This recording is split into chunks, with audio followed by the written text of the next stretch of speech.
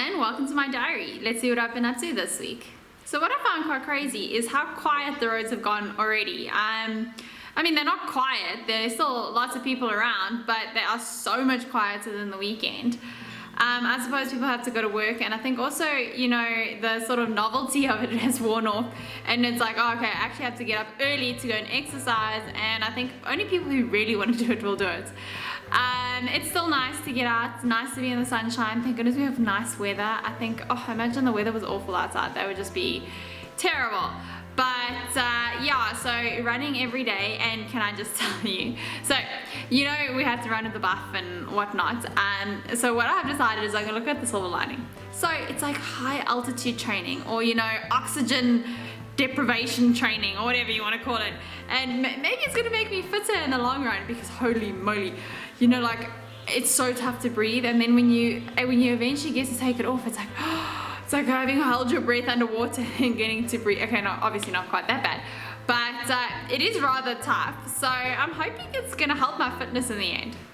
So I had to honor International No Diet Day. No, I don't know where I found this, I don't even know if it really exists, but I saw it and I was like, oh, okay, well that's a great excuse to make something yummy. No, my oven is still not working, but I can still make yummy stuff. So I made this cheesecake type thing. So it had a biscuit base. I just ground up Mari biscuits, added a ton of sugar and butter as the base. Then I don't know if you guys have ever had Kinder Bueno. Oh, it's delicious. If you've never had it, just try it. So then I layered these chocolates all on top of the base. Then I put a white chocolate cheesecake, like fridge cheesecake on top. Then a cookie spread cheesecake on top of that. And then I layered it with a white chocolate ganache. To say it was delicious is probably an understatement, but it was really, really yummy, and it was International No Diet Day, so I don't even feel guilty. So who of you guys remember mxit? I was just thinking about it the other day. Good old mxit. I mean, now, you know, I don't even know if mxit really still exists, but I remember going, you know, you used to go online. You only chatted when you were online, and you used to like pray for like getting a message whilst you're offline, because you could still send someone a message, but they'd only get it once they were online. And you're like hoping that your crush would send you one, or hoping that your crush was online at the same time as you, and then you'd be like, but he's online, why is he not replying to me? And I was just having a good laugh about it, and I don't know, I just thought I would share it with you.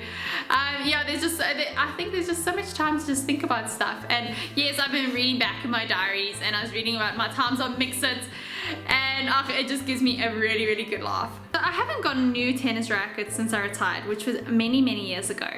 But I must tell you about how I got these tennis rackets. It's quite funny. So I know nowadays you can sort of send your rackets in and get them customized and stuff. But when I was playing, this is why I chose this racket. I'd actually picked, because you change rackets a lot. And I picked this other racket, and I was gonna play with it and everything, and it was fine, and you know, a racket was a racket. But then I found these other rackets that you could customize, and I was like, oh my goodness, I have to have these rackets. What you could do is you could take out the grommets and change the grommet's color. So like I had a yellow racket, I had a pink racket, I had a purple, I had a blue, and so I could have a racket, and every time you restring the racket you could change the grommets.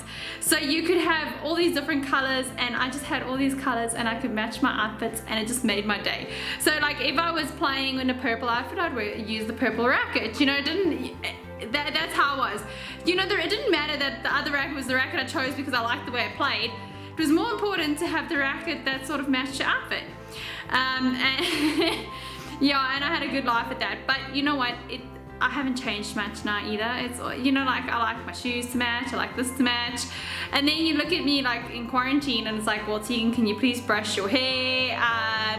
And what are you wearing and whatnot. But when I was on the tennis court, it was very, very important to me to have like a really nice outfit. So yeah, I had to have a racket that went with it.